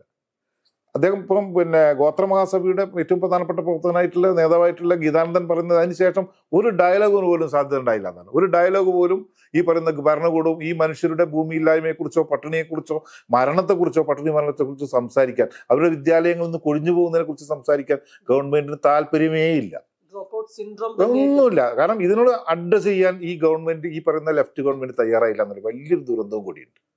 നിങ്ങൾ ആലോചിച്ച് നോക്കൂ, മുത്തങ്ങ സമരം കഴിഞ്ഞിട്ട് അധികാരത്തിൽ വരുന്നത് ലെഫ്റ്റാണ്. ആ അധികാരത്തിൽ വരാനുള്ള പ്രധാനപ്പെട്ട കാരണം പ്രചരണ വിഷയം മുത്തങ്ങ തന്നെയായിരുന്നു. അന്നത്തെ പിന്നീട് മുഖ്യമന്ത്രിയായിട്ടുള്ള VS അച്യുതാനന്ദൻ നിരവധി തവണ ഉറപ്പ് നൽകിയിട്ടുണ്ട്. എന്താ സംഭവിച്ചത്? അവർക്കെതിരെ 2 കേസും കൂടി ഇട്ടു. ഒടുവിൽ രണ്ടാമത് വീണ്ടും ഉമ്മൻചാണ്ടി ഗവൺമെന്റ് വന്നതിന്റെ അവസാന ഘട്ടത്തിലാണ് ആ കേസുകൾ എഴുതി തള്ളുന്നത്. ജനാധിപത്യപരമായിട്ട് ഇപ്പം ഞാൻ പറഞ്ഞുതരാം, AK ആന്റണി എന്ന് പറയുന്ന ഒരാള് ഈ പറയുന്ന വെടിവെപ്പിന് ഉത്തരവിട്ടു എന്ന് പറയുമ്പോഴും 3 മാസം കഴിഞ്ഞിട്ട് ഇവരോട് സംസാരിക്കാൻ അദ്ദേഹം തയ്യാറാവുന്നുണ്ട്. അതൊരു ജനാധിപത്യത്തിന്റെ സാധ്യതയാണ്. ഈ വെടിവെപ്പ് എന്ന് പറയുന്നത് ഒരു ഇൻസിഡന്റ് ആണ്, അതൊരു ക്രൈമാണ്, അതൊരു വളരെ വലിയ ഭീകരമായ ഗൂഢാലോചന നടന്നിട്ടുണ്ട്. പക്ഷെ അതിനോടൊപ്പം തന്നെ വേറൊരു സമൂഹത്തിന്റെ വേറൊരു തരത്തിലുള്ള ഒരു പരിച്ഛേദം അല്ലെങ്കിൽ ഒരു ഭാഗം ഈ പറയുന്ന മനുഷ്യരുടെ കൂടെ നിൽക്കാൻ വേണ്ടി ശ്രമിക്കുന്നുണ്ട്, അല്ലെങ്കിൽ നിർത്താൻ വേണ്ടി ശ്രമിക്കുന്നുണ്ട്. അതുപോലും നഷ്ടപ്പെട്ടു പോയി, പിന്നീട് നഷ്ടപ്പെട്ടു പോയി. അങ്ങനെ ഒരു തുടർച്ച ഉണ്ടായിട്ടില്ല. അപ്പം ഈ പറയുന്ന മുത്തങ്ങ സമരം നമുക്ക് നൽകുന്ന പാഠം ഒരുപാടുണ്ട്. സമൂഹം എന്നുള്ള നിലയിൽ നമുക്ക് സഹജീവികളോട്, നമ്മളുടെ കൂടെ ജീവിക്കുന്ന മനുഷ്യരോട് നമ്മൾ കാണിക്കേണ്ട പ്രാഥമികമായ ഉത്തരവാദിത്തം പോലും നിറവേറ്റുന്നതിൽ പൂർണ്ണമായി പരാജയപ്പെട്ടു. നമ്മളിപ്പോൾ വലിയ വികസന പദ്ധതികളെ കുറിച്ച് മാത്രമാണ് സംസാരിച്ചുകൊണ്ടിരിക്കുന്നത്. ഈ പാവപ്പെട്ട മനുഷ്യന്റെ വീടുകളില്ലാത്ത ആ മനുഷ്യന്റെ കാര്യത്തെക്കുറിച്ച് ആര് സംസാരിക്കും? നിങ്ങൾക്ക് ഈ പറയുന്ന 1 ലക്ഷം കോടി രൂപയുടെ ഈ പറയുന്ന ഹൈവേ വികസനത്തെ കുറിച്ച് സംസാരിക്കാം. ആര് സംസാരിക്കും? ആ ഒരു ഇടം പോലും നഷ്ടപ്പെടുത്തിയിരിക്കുകയാണ് ഇപ്പോൾ. അപ്പോൾ അത് യഥാർത്ഥത്തിൽ ഈ മുത്തങ്ങ നമുക്ക് അങ്ങനെ കൂടി ഓർമ്മിപ്പിക്കാൻ അങ്ങനെ കൂടി നമ്മൾ ഓർമ്മിക്കേണ്ടതുണ്ട്. ഈ സിനിമേന്റെ ഒരു കാലികമായി അതിനോട് പലതരത്തിലുള്ള വിയോജിപ്പുകൾ വരുന്നുണ്ട്. അത് ഭൂമിയുടെ അടയാളപ്പെടുത്തലിന് ഈ കുടിയേറ്റ വിഷയത്തെ പറ്റിയിട്ട് നിശബ്ദമായിട്ടുണ്ടെന്നും ഈ പോലീസിന്റെ നരേഷനിലാണ് കാര്യങ്ങൾ മുന്നോട്ട് നീങ്ങിയെന്നൊക്കെയുള്ള ക്രിറ്റിസിസം വരുമ്പോഴും എല്ലാ ക്രിറ്റിസിസത്തിനെയും നമ്മൾ ഇങ്ങനെ ഒരു ചർച്ച ഇതിനകത്ത് ഉയർത്തിക്കൊണ്ടുവരാനായിട്ട് ഈ 22 വർഷത്തിന് ശേഷം ആ ചർച്ചയിൽ ഇവർ വിജയിച്ചു എന്ന് തന്നെയാണ് നമുക്ക് മനസ്സിലാവുന്നത്. അതൊരു രാഷ്ട്രീയ നേട്ടവും കൂടിയിട്ടാണ്. അല്ല, ഒന്ന് എനിക്ക് തോന്നുന്നത് ഒരു പൊളിറ്റിക്കൽ സിനിമയാണെന്ന് അതിന്റെ നിർമ്മാതാക്കളൊന്നും അവകാശപ്പെടുന്നില്ല. പക്ഷെ ഒരു പൊളിറ്റിക്കൽ ധർമ്മം അത് നിർവഹിച്ചിട്ടുണ്ട് എന്നുള്ളത് അത് നമുക്ക് എന്തായാലും ഈ പറയുന്നൊരു അത് അഭിനന്ദനാർഹം തന്നെയാണ്. അതൊരു വലിയ സാധ്യതയാണത്. ഇപ്പം ഞാൻ പറഞ്ഞുതരാം, അതിലൊരു 30% മാത്രമാണ് അതിലൊരു ഈ എന്താ പറയുക ചരിത്രവുമായിട്ട് ബന്ധപ്പെട്ടുള്ള അല്ലെങ്കിൽ സംഭവിച്ച കാര്യങ്ങളുമായിട്ട് ബന്ധപ്പെട്ടുള്ള, ബാക്കി ഫിക്ഷനാണ്. ആ ആക്കി അതിനുള്ള സ്വാതന്ത്ര്യം അദ്ദേഹത്തിനുണ്ട്. പക്ഷേ നമ്മൾ ജീവിച്ചിരിക്കുന്ന മനുഷ്യർ കൂടി കഥാപാത്രങ്ങളാവും എങ്ങനെയോ വരുന്ന ഒരു സംഭവത്തിനോട് അങ്ങനെ ഒരു പ്രാധാന്യം ഇതിനുണ്ട്. മുത്തങ്ങ പോലുള്ള സംഭവം. കാരണം അതിൽ പങ്കെടുത്ത പലരും മനുഷ്യരും പകുതി ജീവനോട് ഇപ്പോഴും ജീവിക്കുന്നുണ്ട്. ആ ഒരു യാഥാർത്ഥ്യം നിലനിൽക്കുമ്പോഴും നമ്മൾ പറയുന്നത് അതിനോട് എത്രമാത്രം ഈ സിനിമ സംവദിക്കുന്നുണ്ടെന്നുള്ള പ്രശ്നം തന്നെയാണത്. അതൊരു ഗുരുതരമായ പ്രശ്നം തന്നെയാണ്. പക്ഷെ അത് പറയുമ്പോഴും നമ്മൾ ഈ നേരത്തെ പറഞ്ഞ ഒരു ചെറിയ ഒരു ആശ്വാസമെങ്കിലും ഉണ്ടാകുമ്പോൾ അതിൽ സന്തോഷകരമാണത്. ഞാൻ പറയുന്നത് ഇപ്പോൾ യഥാർത്ഥത്തിൽ ഈ ആദിവാസികളുടെ ഭൂമിയെ കുറിച്ചുള്ള പ്രശ്നങ്ങളും അവരുടെ ആശങ്കകളും ഈ പറയുന്ന പോലെ പട്ടിണിയും അവരുടെ ആരോഗ്യത്തെക്കുറിച്ചൊക്കെ ചർച്ച ചെയ്യണം. അതിന് പ്രേരിപ്പിക്കുന്നുണ്ടെന്ന് തന്നെയാണ് എനിക്ക് തോന്നുന്നത്.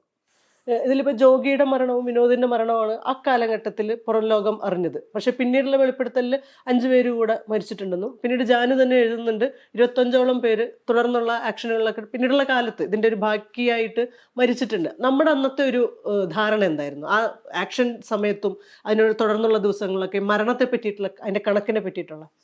എനിക്ക് ആ സത്യത്തിൽ ഈ 1-1 എന്ന് പറയുന്ന ഒരു ടോളിനെ കുറിച്ച് ഞാൻ ഇപ്പോഴും അത് വിശ്വസിക്കുന്നില്ല. എന്നാൽ എനിക്ക് കൃത്യമായ ഒരു തെളിവുകൾ അതിൻ്റെ മുന്നിൽ എനിക്ക് അങ്ങനെ പറയാനുമില്ല. കാരണം ഈ പറയുന്ന 4000-ഓളം ആളുകൾ വന്ന ഒരു സമരസ്ഥലത്ത് കൊടുങ്കാട്ടിനുള്ളിൽ എത്ര ആളുകൾ അതിനുണ്ടായിരുന്നു എന്നുള്ള കാര്യത്തിൽ പോലും കൃത്യമായ കണക്ക് ഈ ഗോത്രസഭയ്ക്ക് തന്നെ ഉണ്ടോ എന്നുള്ള കാര്യത്തിൽ ഞാൻ സംശയമാണ്.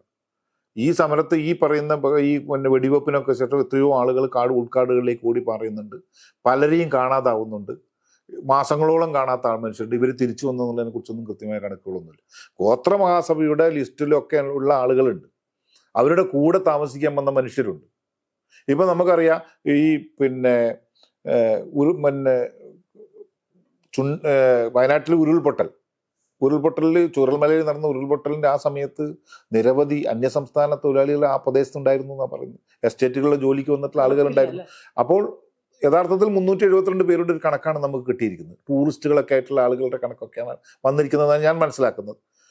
അതിനപ്പുറത്ത് കൂടുതൽ ആളുകളുണ്ടെന്ന് തന്നെയാണ് അവിടെ താമസിക്കുന്ന ആളുകൾ ഇപ്പോഴും പറഞ്ഞുകൊണ്ടിരിക്കുന്നത്. കാരണം ഏതാണ്ട് വളരെ അടിയന്തരമായ സാഹചര്യത്തിൽ അവിടുന്ന് ഏതാണ്ട് കുറച്ച് ആളുകളെ ഒഴിപ്പിക്കുന്നുണ്ട് ഈ എസ്റ്റേറ്റ് മാനേജ്മെന്റ് എന്നാണ് പറയുന്നത്. അത് അവിടുത്തെ താമസിച്ചുകൊണ്ടിരിക്കുന്ന ആളുകൾ തന്നെയാണ് നമുക്ക് കഴിഞ്ഞ ദിവസം പോലും നമ്മളടുത്ത് ഈ കാര്യം പറയുന്നത്. അപ്പം ഒരു കണക്കുമില്ല. ഇതേ രീതിയിലുള്ള ഒരു അവ്യക്തമായിട്ടുള്ള ഒരു ചിത്രം അവിടെയുണ്ട്. ഞാൻ എൻ്റെ ഒരു കാഴ്ചയിൽ ഈ വെടിവെപ്പ് വൈകുന്നേരം നടന്ന വെടിവെപ്പിൽ ഈ പറയുന്ന ഒരു 5 മണിയോടുകൂടി നടക്കുന്ന ഈ വെടിവെപ്പിൽ കണ്ണൂർ AAP കമാൻഡന്റ് ആയിട്ടുള്ള സുരേഷ് രാജ് പുരോഹിത് വന്ന് ഒരു സംഘം പോലീസുകാരോടൊപ്പം ഉള്ളിലേക്ക് കയറുന്നു. അപ്പൊ അവര് ബാക്കിയുള്ള എന്നെ ഉൾപ്പെടെയുള്ള മാധ്യമപ്രവർത്തകർ മുഴുവൻ അവിടുന്ന് ബലം പ്രയോഗിച്ച് പുറത്താക്കി. ഞാൻ അതിൻ്റെ അടുത്തുണ്ടായിരുന്നു. അവിടുന്ന് തന്നെ ബലം പ്രയോഗിച്ച് ഞങ്ങളൊക്കെ പുറത്താക്കുകയാണ് ചെയ്യുന്നത്. പുറത്താക്കി റോഡിനരികിലേക്ക് എത്തിക്കുന്നു. ബലം പ്രയോഗിച്ച് തന്നെയാണ് അവർ പുറത്താക്കുന്നത്. ആ ഘട്ടത്തിൽ ഒരു ക്യാമറാമാൻ മാത്രമാണ് അവിടെ ഷാജി പട്ടണം മാത്രമാണ് അവിടെ നിൽക്കാൻ അദ്ദേഹത്തിന് കഴിഞ്ഞത്. അത് അദ്ദേഹത്തിൻ്റെ ഒരു ശേഷി കൊണ്ടായാലും അദ്ദേഹം അത് അങ്ങനെ മാനേജ് ചെയ്തു. അപ്പൊ നമ്മളിങ്ങനെ ഈ വെടിവെച്ച കേൾക്കുന്ന അകലത്തിലാണുള്ളത്. ഏതാണ്ട് എനിക്ക് തോന്നുന്നു ഒരു 100 മീറ്റർ ഒക്കെ ഉണ്ടാവുള്ളൂ. ഈ 100 മീറ്റർ അടുത്ത് റോഡിന്റെ അരികിലാണ് നിൽക്കുന്നത്. നിരന്തരമായ വെടി, റൗണ്ട് എന്നൊക്കെ പറയുന്നൊരു റൗണ്ടാണെന്ന കാര്യത്തിൽ ഞാൻ സംശയമാണ്. നമുക്കത് എണ്ണാനൊന്നും പറ്റാത്ത ഈ മനുഷ്യരുടെ വലിയ കൂട്ടക്കരച്ചിലും ഒക്കെ ആർത്തനാദും ഒക്കെ കേൾക്കുന്നുണ്ട്. അത് കഴിഞ്ഞിട്ട് ഈ പരിക്കേറ്റ ആളുകളെ കൊണ്ടുവരുന്നുണ്ട്. ഈ കൊണ്ടുവരുന്ന ആളുകളിൽ പലരും അതായത് മരിച്ച അവസ്ഥയിലായിരുന്നു ഞാൻ കാണുമ്പോഴൊക്കെ. അതായത് ഇവരൊക്കെ ഈ ചാക്കിൽ കെട്ടിയിട്ടാണ്, രണ്ടറ്റവും ചാക്കോ കമ്പിളി പോലുള്ള സാധനങ്ങളിലൊക്കെ പൊതിഞ്ഞിട്ട് രണ്ടറ്റവും പിടിച്ചിട്ടാണ് ഇവരിങ്ങനെ എനിക്ക് ചാക്കൊക്കെ ഡംപ് ചെയ്യുന്ന പോലെയാണ് ഇത് ചെയ്തുകൊണ്ടിരിക്കുന്നത്. പരിക്കേറ്റവരാണ്. അനക്കമില്ലാത്ത എനിക്ക് കാണുന്നുണ്ട് 6-7 പേരുണ്ട്. നമുക്കത് എണ്ണാൻ പറ്റുന്ന ഒരു മാനസിക നിലയൊന്നും അല്ല. അപ്പോൾ ഈ മനുഷ്യരൊന്നും പിന്നീട് കണ്ടിട്ടില്ല എന്നുള്ളതാണ്. അത് എനിക്കെന്താന്ന് പറയാൻ ഞാൻ പറഞ്ഞിട്ടുണ്ടെങ്കിൽ ഇതിപ്പോൾ കൃത്യമായിട്ട് അവർ തന്നെയാണോ എന്നുള്ള കാര്യത്തിൽ എനിക്കറിയില്ല. അത് ചിലപ്പോൾ അങ്ങനെ സംഭവിച്ചിട്ടുണ്ട്. പിന്നീട് പിന്നെ ഒന്നും കാണില്ല. അത്രമാത്രം ഗുരുതരമായി പരിക്കേറ്റ മനുഷ്യരുണ്ടായിരുന്നു അവിടെ, കാണാതായ മനുഷ്യരുണ്ടായിരുന്നു. പിന്നീട് പല തെരഞ്ഞെടുപ്പ് തന്നെ കണക്കെടുപ്പുകളിലും ഗോത്രമഹാസന്നെ തന്നെ പറയുന്നുണ്ട് കാണാതായ മനുഷ്യരുണ്ടായിരുന്നു. പിന്നീട് അവർ തിരിച്ചു വന്നു എന്നുള്ള കാര്യത്തിൽ ഒരു ഉറപ്പില്ല. കാരണം ഭയന്ന് പോയ മനുഷ്യരുണ്ട്. ഒരിക്കലും പിന്നെ ഇത് ഇങ്ങോട്ട് വരാൻ കഴിയില്ല എന്നുള്ള വലിയ എന്താ പറയുക ഈ ഭീതിയിലാകപ്പെട്ടു പോയ മനുഷ്യരുണ്ട്. അവരങ്ങനെയാണെന്ന്, അവരുടെ ജീവിതം അങ്ങനെയാണ്. ഒരു യഥാർത്ഥത്തിൽ അവർ ജീവിക്കുകയെന്നുണ്ടെങ്കിൽ പ്രകൃതിയെ പോലും ഒട്ടും നോവിക്കാതെ ഒന്നും ഒരു ആഗ്രഹവും ഇല്ലാതെ ജീവിക്കുന്ന മനുഷ്യരാണ്. അന്നത്തെ ആഹാരത്തിന് വേണ്ടി മാത്രം ജീവിക്കുന്ന മനുഷ്യരാണ്. അവര് തിരിച്ചു വരില്ല. നമുക്കറിയാം ഏറ്റവും പ്രധാനമായിട്ട് വയനാട്ടിലെ ചില കടകളിലൊക്കെ ഈ പാവപ്പെട്ട മനുഷ്യർ വന്നിട്ട് 2 രൂപയ്ക്കോ 3 രൂപയ്ക്കോ 1 രൂപയ്ക്കൊക്കെ മുറുക്കാൻ വാങ്ങും. പൈസ ഇല്ലാതാകുമ്പോൾ കൊടുക്കും. ഇതൊരു തന്ത്രവും കൂടിയാണ്. ഈ എല്ലാ കോളനികൾക്കടുത്തും ഇതേപോലെയുള്ള കുടിയേറ്റക്കാരൻ്റെ കച്ചവടം ഉണ്ടാവും. ഈ കച്ചവടത്തിലൂടെ ഇവരൊക്കെ വിലയിരുത്തലാക്കിയിട്ടുണ്ടാവും. 1 രൂപ 2 രൂപയൊക്കെ ആയിരിക്കും ഇവർ കൊടുക്കാനുള്ളത്. ഈ പറ്റുബുക്കുണ്ട്, അത് വാങ്ങിക്കഴിഞ്ഞാൽ പിന്നെ അയാൾ തിരിച്ചു വരില്ല, വഴിയിൽ എങ്ങോ പോവും. അങ്ങനെയൊക്കെ പോയ മനുഷ്യരാണ്. അത്രമാത്രം എന്താ പറയുക, ഈ പറയുന്ന ഈ കടം എന്ന് പറയുന്നൊരു അതിനോടൊന്നും കമ്മ്യൂണിക്കേറ്റ് ചെയ്യാത്ത മനുഷ്യരാണ്. അപ്പം അങ്ങനെയുള്ള മനുഷ്യർ ഭയപ്പെട്ട് കഴിഞ്ഞാൽ അവർ പോവില്ല, അവർ വരില്ല അങ്ങോട്ട്. അവരും പോയി അവരുടെ ജീവിതത്തിൽ ഈ ഭയപ്പാടൊന്നും ഇല്ലാന്ന്. അവരിങ്ങനെ ഭയങ്കര സ്വതന്ത്രമായിട്ട് ജീവിക്കുന്ന മനുഷ്യരാണെന്നേ. കാട്ടിൽ നിന്ന്, കാട്ടിൻ്റെ അരികിൽ നിന്ന് ആരെങ്കിലുമൊക്കെ ജോലി ചെയ്യുന്നു, അല്ല ഈ കഴിയാവുന്ന ജോലി ചെയ്ത് കൊടുക്കുന്നൊരു സംഭവമാണത്. അങ്ങനെ ജീവിക്കുന്ന മനുഷ്യർക്കിടയിലാണ് ഇങ്ങനെ ഒരു സംഭവം ഉണ്ടാകുന്നത്. അതുകൊണ്ട് തന്നെ തിരിച്ചു വരാത്ത ആളുകൾ ഉണ്ടാവും തന്നെയാണ് ഞാൻ കരുതുന്നത്. ഈ സർക്കാർ കണക്കുകൾ ഇപ്പം അതിനുശേഷം ഉണ്ടായിട്ടുള്ള നിയമ നടപടികൾ, നിങ്ങൾക്കെതിരായിട്ടുള്ള കേസ്, മാധ്യമപ്രവർത്തകർക്കെതിരെ കേസുണ്ട്, അല്ലാത്ത സുരേന്ദ്രേട്ടനെ പോലുള്ള ആളുകൾക്കെതിരായിട്ടുള്ള കേസുകൾ, അതിനൊക്കെ പിന്നീട് എന്ത് സംഭവിച്ചു? അത് ഭരണകൂടം ഏതെന്നുള്ളതല്ല, ഭരണകൂടം എപ്പോഴും സ്റ്റേറ്റ് അതിനെ നേരിട്ട രീതി എങ്ങനെയായിരുന്നു പിന്നീടുള്ള കാലത്ത്? അല്ല, ഇത് യഥാർത്ഥത്തിൽ എന്താന്ന് പറഞ്ഞിട്ടുണ്ടെങ്കിൽ ഇപ്പം അത് ഈ സമരത്തിന്റെ ആസൂത്രകരായിട്ടുള്ള ആളുകൾ അത് ആസൂത്രണം ചെയ്തത് തീവ്രവാദ ഗ്രൂപ്പുകളാണെന്നുള്ളൊരു പ്രചരണം ഉണ്ടാക്കും. അതാണ് ഇതിലേക്ക് നയിച്ചത് പോലും. മാവോയിസ്റ്റുകളാണെന്നുള്ള ഉണ്ടാകുന്നു. അപ്പോൾ അത് തെളിയിക്കാൻ പറ്റാതിരിക്കുന്ന ഘട്ടത്തിൽ ശ്രീലങ്കൻ തമിഴരാണെന്ന് പറയുന്ന ശ്രീലങ്കൻ തീവ്രവാദികളാണെന്നുള്ള പ്രചരണം നടത്തുന്നുണ്ട്. അങ്ങനെയൊക്കെ പ്രചരണത്തിനൊടുവിലാണ് ഇതിന് പുറത്തുനിന്നുള്ള ചില സഹായമാണ് ഈ ആദിവാസികളെ ഉപയോഗിക്കുകയാണ് ചെയ്തത് എന്ന ഒരു വാദത്തെ, ആ ഒരു കണ്ടെത്തലിനെ ഗവൺമെന്റിന് പർപ്പസ്ഫുള്ളി ചെയ്തിട്ടുള്ളതാണ്. ഭരണകൂടം അങ്ങനെ പർപ്പസ്ഫുള്ളി ചെയ്തിട്ടുള്ളതാണ്. അത് ഈ പറയുന്ന ആദിവാസികൾക്കെതിരായ ഈ പീഡനം, ഈ പറയുന്ന കൊടും ചതി, ഇത് ലോകത്തിന്റെ മുന്നിൽ എത്തിക്കഴിഞ്ഞിരുന്നു. അതിൽ നിന്ന് രക്ഷപ്പെടാൻ വേണ്ടി കൃത്യമായിട്ടുണ്ടാക്കിയിട്ടുള്ള കഥകളായിരുന്നു ഈ പറയുന്ന പുറത്തുനിന്നുള്ള സഹായം എന്നുള്ളത്. അങ്ങനെയാണ് യഥാർത്ഥത്തിൽ കെ സുരേന്ദ്രനെയൊക്കെ ഇതിൽ അകപ്പെടുത്തുന്നതൊക്കെ ചെയ്യുന്നത്. മാധ്യമപ്രവർത്തകരെയൊക്കെ അതിലുള്ള എനിക്കെതിരെയൊക്കെ ചുമത്തിയിരിക്കുന്നത് ഇത് തന്നെയായിരുന്നു. എനിക്കെതിരായിട്ടുള്ള 2 ക്രിമിനൽ കേസുകളിൽ എന്നെ ഉൾപ്പെടുത്തിയിരുന്നു. സി.കെ. ജാനുവും ഗീതാനന്ദനും ഒക്കെ പ്രതിയാക്കിയിട്ടുള്ള 2 കേസുകളിലും, അതിൽ ഒരു കേസിൽ 17, മറ്റൊരു കേസിൽ 18 പ്രതിയാണ്. ഈ വിനോദ് എന്ന പോലീസുകാരന്റെ മരണം ഉൾപ്പെടെ ഉള്ള കേസുകളിൽ എനിക്കെതിരെ ഉണ്ടായിരുന്നു. ഞാനത് ഒരുപാട് കാലത്തെ ഈ പറയുന്ന നിയമപരമായ പോരാട്ടത്തിനൊടുവിലും ഒടുവിലും മാറിയൊക്കെ നിന്നിട്ട് ഒളിവിലൊക്കെ ജീവിക്കേണ്ടി വന്നിട്ടുണ്ട്. അത് എൻ്റെതൊക്കെ വളരെ വളരെ ചെറിയൊരു അനുഭവം മാത്രമേ എനിക്കുള്ളൂ. നേരെ മറിച്ച് അറസ്റ്റ് ഉണ്ടായിട്ടില്ല. പിന്നീട് മുൻകൂർ ജാമ്യം കിട്ടിയിട്ടാണ് എനിക്ക് പുറത്തിറങ്ങാൻ വന്നത്. ഏതാണ്ട് 2-3 മാസത്തോളം ആ സ്റ്റേജിൽ ഞാൻ തുടർന്നു. പക്ഷെ യഥാർത്ഥത്തിൽ കുടുങ്ങിയ ഈ പറയുന്ന പോലീസ് വലയത്തിലകപ്പെട്ട മനുഷ്യരെ തല്ലിച്ചതച്ച് കൊന്നിട്ടുണ്ട്. നിങ്ങൾക്കറിയാം, ഒരാഴ്ചക്കുള്ളിൽ ഈ സംഭവം ഉണ്ടായ ഒരാഴ്ചക്കുള്ളിൽ പോലീസ് കസ്റ്റഡിയിൽ നിന്നുള്ള ഒരാഴ്ചക്കുള്ളിൽ 3 പേര് മരിക്കുന്നുണ്ട്. ഒരാൾ രക്തം ഛർദ്ദിച്ചാണ് മരിക്കുന്നത്. ഇതൊക്കെ യഥാർത്ഥത്തിൽ ഈ മരണ പട്ടികയിൽ തന്നെയാണ് വരേണ്ടത്. നമ്മളിതിന്റെ ടോളൽ മാത്രമല്ലല്ലോ ഇതിന്റെ ഒരു പ്രശ്നം എന്ന് പറയുന്നത്. ഇത് അങ്ങനെ ഒരു കണക്കായിരുന്നു വേണ്ടിയിരുന്നത്. അങ്ങനെ ഒരു കണക്കുണ്ടാവണമെന്ന് ആർക്കൊക്കെയോ നിർബന്ധം ഉണ്ടായിരുന്നു എന്നാണ് ഞാൻ കരുതുന്നത്. ഒന്നേ കണക്ക്. കാരണം ഈ ഗവൺമെന്റിന് അവിടെ, അല്ലെങ്കിൽ ഈ സിസ്റ്റത്തിന് അവിടെ, ഈ പോലീസിന് അവിടെ നിലനിൽക്കാൻ ഈ ഒരു കണക്ക് ഭയങ്കര നിർബന്ധമായിരുന്നു. അത്രമാത്രം ഈ പറയുന്ന ഈ ലോകത്തിലെ എല്ലാ ഇടങ്ങളിലും ഈ പറയുന്ന മനുഷ്യർക്ക് വേണ്ടി ശബ്ദിക്കുന്നവരെല്ലാം ഇതിനെതിരായി, ഈ പറയുന്ന ഗവൺമെന്റിനെതിരായിട്ട് മാറുന്നൊരു സാഹചര്യമുണ്ട്. അരുന്ധതിയെ പോലുള്ള ആളുകളോട് വരുന്നുണ്ട്. അവരൊരു ക്യാമ്പ് നടത്തുന്ന അവർ കൊടുത്തിട്ടിപ്പം ഗീതാനന്ദൻ കഴിഞ്ഞ ദിവസം പറഞ്ഞതാണത്. അവർ കൊടുത്ത പണം കൊണ്ടാണ് ഇവിടെ ആദിവാസികൾക്ക് വേണ്ടി ഒരു ക്യാമ്പ് നടക്കുന്നത്. ഒന്നും ചെയ്യാൻ പറ്റില്ല എന്നോട്. പൊതുസമൂഹം എന്ന് പറയുന്നത്, നിങ്ങൾ നേരത്തെ ചോദിച്ചതാണ്, ഈ പൊതുസമൂഹം ആ ഘട്ടത്തിലാണ് ഇറങ്ങിയത്. ആദിവാസി എന്ന് പറയുന്ന എന്തെങ്കിലും ചായയോ അല്ലെങ്കിൽ അങ്ങനെയാണല്ലോ നമ്മൾ ജാതിയും ഈ പറയുന്ന വർണ്ണവും ഒക്കെ നിശ്ചയിക്കുന്നത് നമ്മളെ വേഷത്തിലും നിറത്തിലും ഒക്കെ തന്നെയാണ്. അത് അന്നുമാണ് ഇന്നും അത് തന്നെയാണ്. അവരെ അങ്ങനെ തോന്നുന്ന ആളുകളെ മുഴുവനും അതിക്രൂരമായി കൈകാര്യം ചെയ്യുകയാണ് ചെയ്തത്.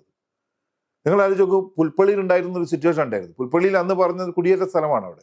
അപ്പോൾ ഇപ്പോൾ വേണമെങ്കിൽ നമുക്ക് ഇവരെയൊക്കെ ശരിപ്പെടുത്താമെന്നാണ് പറയുന്നത്. എന്നിട്ട് ഈ ആളുകൾ കൂട്ടത്തോടെ എല്ലാ കോളനികളും കയറി ഇറങ്ങുക ചെയ്യുന്നത്. നൂൽപ്പുഴയിൽ പരിസ്ഥിതി പ്രവർത്തകർ ഉൾപ്പെടെയുള്ള ആളുകളാണ് ഇതിനു വേണ്ടി നേതൃത്വം കൊടുക്കുന്നത്. ഒരു പുരുഷന്മാരെ മുഴുവനും പിടിച്ച് കെട്ടിക്കൊണ്ടുപോവുക, തല്ലി ഓടിക്കുക. പിന്നെ നൂൽപ്പുഴയിൽ ഒരു കോളനിയിൽ ചെന്ന് ആകാശത്തേക്ക് വെടിവെക്കുന്നുണ്ട്.